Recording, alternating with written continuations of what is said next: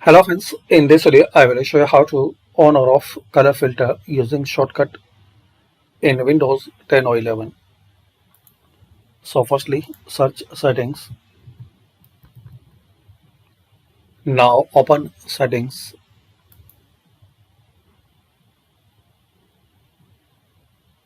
Now here ease of access, color filters, click on it.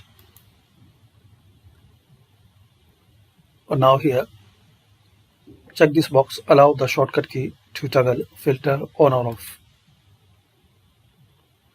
Now you can use shortcut Windows key plus Control plus C to make on or off.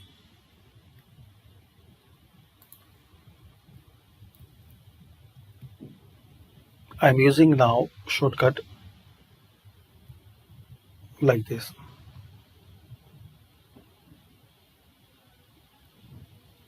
One time you can make on or off.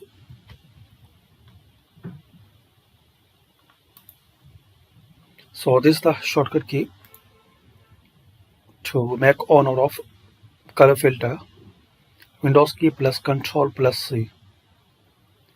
Thanks for watching and please comment on this video useful for you or not.